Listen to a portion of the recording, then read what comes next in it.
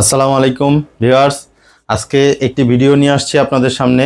ভিডিওটি হচ্ছে গিয়া এসি 220 ভোল্ট থেকে 300 ভোল্ট আউটপুট। এখানে আমরা কোনো ট্রান্সফরমার বা কোনো চপার, এই ধরনের কোনো চপার ইউজ করি নাই, শুধুমাত্র ডায়োড আর ক্যাপাসিটার দিয়ে কিভাবে করছি একটু দেখেন, আসেন। এই যে আমার হাতে দেখতে পাচ্ছেন একটি, আমি এখনও এটা বোর্ড ফিটিং করিনি।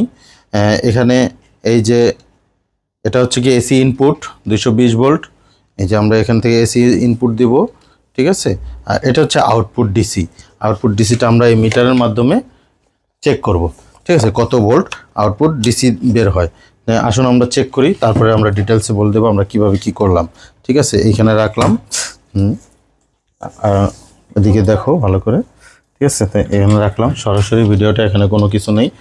আমরা ইনপুট লাইন দিয়ে দিলাম, ইনপুট লাইন দিলাম। এইখানে আমাদের ভোল্টেজ শো করতেছে 150। তো 150 ভোল্টেজ শো করার কারণ হচ্ছে গিয়া যে এটা হচ্ছে গিয়া ভোল্টেজটা আমরা লাইন দেওয়ার কারণে ভোল্টেজটা এখানে জমা হয়েছিল, ঠিক আছে, জমা হয়েছিল। আমরা ডিসচার্জ করব, ডিসচার্জ করলাম, আরও ডিসচার্জ হবে। ডিসচার্জ সরাসরি ডিসচার্জ করলাম। আপনারা কখনোই সরাসরি ডিসচার্জ করতে যাবেন না, তাহলে কিন্তু মনে করেন যে একটা অ্যাক্সিডেন্ট হয়ে যাবে। আমরা ইয়া করার জন্য আর কি সরাসরি ডিসচার্জ করলাম। এই দেখেন, বাস। এখন আমরা লাইন দেব। এই যে আমাদের এখানে ভোল্টেজ নেই, ঠিক আছে। এই আমরা সুইচটা দেওয়ার সাথে সাথে, এই সুইচটা দেওয়ার সাথে সাথে এখানে ভোল্টেজ চলে আসবে। সুইচ দিলাম, 310 ভোল্ট, 310 ভোল্ট চলে আসছে। হ্যাঁ, এই যে 310 ভোল্ট দেখতে পাচ্ছেন আপনারা, ভালো করে দেখেন, ডিসি 310 ভোল্ট। হ্যাঁ, এই যে এখানে কিন্তু আর কিছু নেই, ডিসি 310 ভোল্ট। আমরা যখন এটা অনেক রিস্কের কাজ, কেউ হাত দিতে যাবেন না। আমরা এটা পরবর্তীতে এটা টেস্ট করার জন্য আমরা আপাতত এইভাবে সেট আপ করছি, কিন্তু যখন এটা ওকে হয়ে যাবে, কাজ কমপ্লিট হয়ে যাবে, তখন আমরা একটা বক্স তৈরি করব, এখানে ডিজিটাল ডিসপ্লে দিব।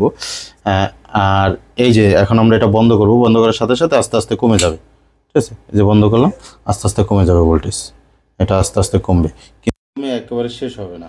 150-100 ভোল্ট থেকে যাবে। এটা ডিসচার্জ করার জন্য আমরা একটা করে দেব, সমস্যা নেই, এটা ডিসচার্জ হয়ে যাবে যখন আমাদের এই প্রজেক্টটা কমপ্লিট হয়ে যাবে।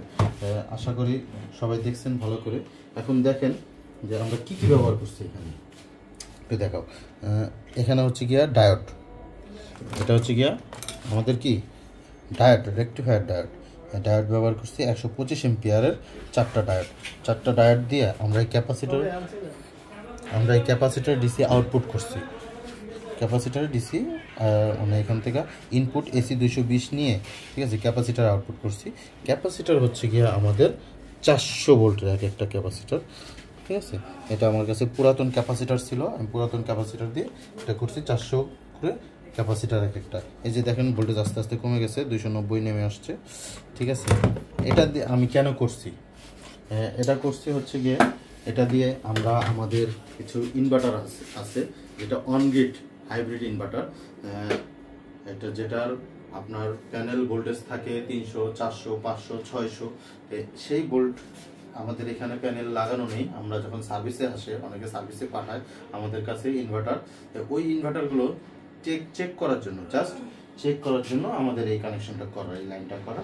আমরা এই লাইনটা দিলে ওই ইনভার্টারটা অন হয়ে যায়। কারণ 400 ভোল্ট ডিসি যদি আমরা তৈরি করতে চাই, তাহলে আমাদের ব্যাটারি লাগবে অনেক, 20-25টা ব্যাটারি লেগে যাবে, 30টা ব্যাটারি লেগে যাবে।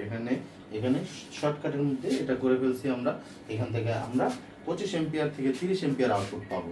এই 30 এম্পিয়ার আউটপুট পেলেই ওই মেশিনটা অন হয়ে যাবে, তারপরে আমরা সার্ভিস করতে পারবো। এই কারণেই আমাদের এই গ্যাজেটটা তৈরি করা। ইনশাআল্লাহ আপনারা নিশ্চয়ই বুঝতে পারছেন আশা করি। আর আমার জন্য দোয়া করবেন, আমি যেন এরকম আরও নতুন নতুন ভিডিও নিয়ে আপনাদের সামনে আসতে পারি। আর আমার এই চ্যানেলটি যারা এই চ্যানেলে নতুন, তারা অবশ্যই চ্যানেলটিকে সাবস্ক্রাইব করে দেবেন ইনশাআল্লাহ। আসসালামু আলাইকুম।